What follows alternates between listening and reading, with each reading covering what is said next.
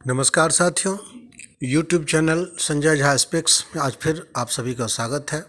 दोस्तों, अब मैं आपको आज से एक नई सीरीज जिसका नाम है द मेकिंग ऑफ इंडिया, यानी इस सीरीज के तहत हम आपको ये बताएंगे कि हमारे देश की सभ्यता, हमारे देश की संस्कृति, हमारे देश की आर्थिकी का विकास कैसे हुआ, किस तरह से हुआ।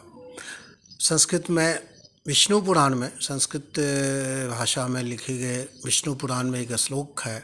उसका मतलब होता है कि उत्तर में हिमालय और दक्षिण में महासागर। हिमालय और महासागर के बीच का जो भूभाग है वो भारत है, और यहाँ के जो लोग हैं, यहाँ के रहने वाले लोग, वो भारतीय हैं। तो अगर हम देखें तो ये परिभाषा, जो भारत की ये परिभाषा है, बिल्कुल सटीक है। लेकिन इस परिभाषा के तहत भारत का भौगोलिक आकार वास्तव में क्या ऐसा रहा? अगर रहा तो कब रहा? नहीं रहा तो क्यों रहा, क्यों नहीं रहा? इसके बारे में हम आपको बताएंगे। दोस्तों, अगर हम पुराण और महाभारत और रामायण के युग से बाहर निकलें, रामायण महाभारत पुराण का कोई हमारे पास पुरातात्विक साक्ष्य नहीं है। महाभारत के कुछ साक्ष्य हैं, लेकिन महाभारत का जो समय काल दिया गया है उससे मेल नहीं खाता है।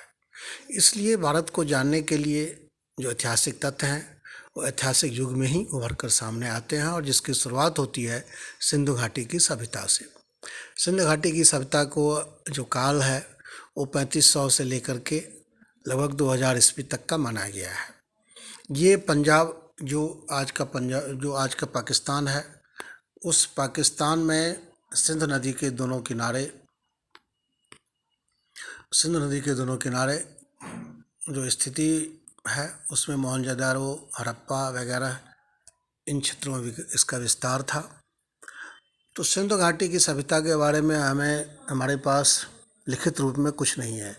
उनकी जो लिपि थी, उस सभ्यता के लोगों ने जो लिपि बनाई, उसको अभी तक ठीक से पढ़ा नहीं जा सका है। इसलिए वहाँ के लोग कैसे रहते थे, क्या करते थे, उनकी आजीविका का साधन क्या था, वो वहाँ मिले कुछ प्राकृतिक अवशेष से ही हमें पता चलता है। इसलिए उस युग का भी अगर हम कहें तो बहुत सारी जानकारी मेरे पास नहीं है। सिंधु घाटी के सभ्यता के पास वैदिक काल, उत्तर वैदिक काल का युग आता है, जिसमें भारत की जो गाथा है वो सिंधु घाटी से क्रमिक रूप में सिंधु घाटी से आगे आते हुए गंगा यमुना के दोआब तक सिमट जाता है। थोड़ा बहुत उस समय के मगध का भी जिक्र आया है, लेकिन उत्तर वैदिक काल उत्तर और उत्तर पश्चिम भारत तक ही सीमित रहता है। उसके बाद वैदिक काल के बाद जब हम बाहर निकलते हैं तो 6ठी शताब्दी ईस्वी पूर्व का युग आता है, जिसको हम धर्म युग भी कहते हैं। और इस युग में भारत का वास्तविक स्वरूप सामने आता है, क्योंकि इस समय से भारत के बारे में लिखित रूप में बहुत कुछ मिलने लगता है। क्योंकि धर्म युग में महात्मा बुद्ध कपिलवस्तु से निकले, महावीर स्वामी जो बिहार के वैशाली से निकले। इन्होंने जिन धर्मों की स्थापना की, यानी महात्मा बुद्ध ने बौद्ध धर्म की स्थापना की और महावीर स्वामी ने जैन धर्म की स्थापना की, तो इन धर्म के साहित्यों में जैसे सुत्त पिटक है, धम्म पिटक है, विनय पिटक है बौद्धों का साहित्य। इसी तरह से इनका जैनियों का साहित्य जितने भी हैं, उसमें भारत के बारे में वर्णन मिलना शुरू होता है, और ये पता चलता है कि भारत का वाकई में भारत की स्थिति क्या थी। मतलब ऐतिहासिक रूप में, लिखित रूप में भारत के बारे में हमें कुछ कुछ प्राप्त होना शुरू होता है।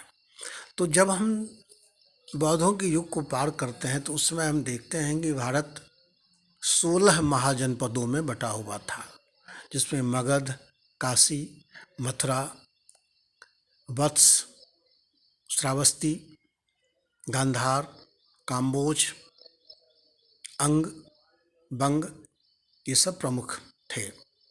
उज्जैन, ये सब प्रमुख महाजनपद थे। महाजनपद उस समय महाजनपद की अवधारणा एक राष्ट्र के रूप में हुई थी। भारत भौगोलिक रूप से भारत तो एक था, ईरान से लेकर के बंगाल की खाड़ी तक और कन्याकुमारी से लेकर के तिब्बत तक भारत भौगोलिक रूप से एक था। लेकिन इस भारत के अंदर विभिन्न राष्ट्र थे जो महाजनपद कहलाते थे, और ये महाजनपद आपस में ऐसे ही एक दूसरे से वैर रखते थे जैसे एक उस समय के राजाओं का एक दूसरे से वैर होता था। वो एक दूसरे को राज्य को अपने राज्य में लाने के लिए प्रेरित हमेशा तैयार रहते थे।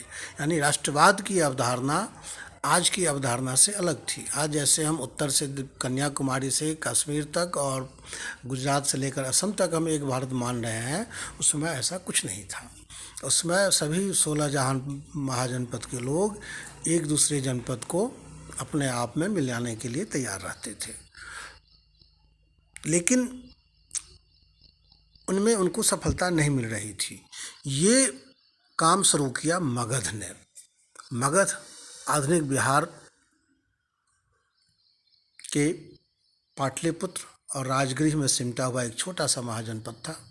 इस महाजनपद में 6ठी शताब्दी ईस्वी पूर्व में हर्जक वंश का शासन हुआ।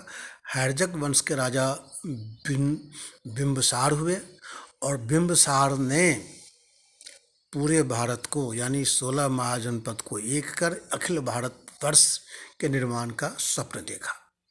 बिंदुसार के महामंत्री, जिसको उसमें अमात्य कहा जाता था, वो वर्षकार थे, और उनके सेनापति का नाम चंडभद्रिक था। इन दोनों ब्राह्मण थे। इन दोनों ब्राह्मण ने बिंबिसार को पूरा सपोर्ट किया, और उस समय उस महाअभियान की शुरुआत हुई जिसको आज हम भारतवर्ष के रूप में देखते हैं। दोस्तों, तो मगध ही वो केंद्र बिंदु है जिसने के राजाओं ने एक अखिल भारतीय साम्राज्य का, अखिल भारत वर्ष का, एक संपूर्ण देश का स्वप्न देखा और उस स्वप्न को साकार किया। ऐसा देश जिसमें ईरान से लेकर के पश्चिम बांग्लादेश तक और तिब्बत से लेकर के श्रीलंका तक समाहित हुआ। अब हम आपको अगले चरण में बताएंगे कि ये मगध के राजाओं ने इसको कैसे संभव किया। एक ऐसा समय भी आया जब कश्मीर दक्षिण के 3-4 राज्यों को छोड़ दें तो पूरा भारतवर्ष गंधार तक और ईरान तक मगध के झंडे के नीचे आ चुका था। तो ये कैसे संभव हुआ, इसकी पूरी कहानी हम आपको बाद में अगले चरण में बताएंगे, अगले सीरीज में बताएंगे। अभी हमने आपको सिर्फ ये बताया है कि जिस भारतवर्ष को हम आज एक भारत मानते हैं, उसका विकास, उसका आकार, इस देश ने ये आकार कैसे लिया। धन्यवाद।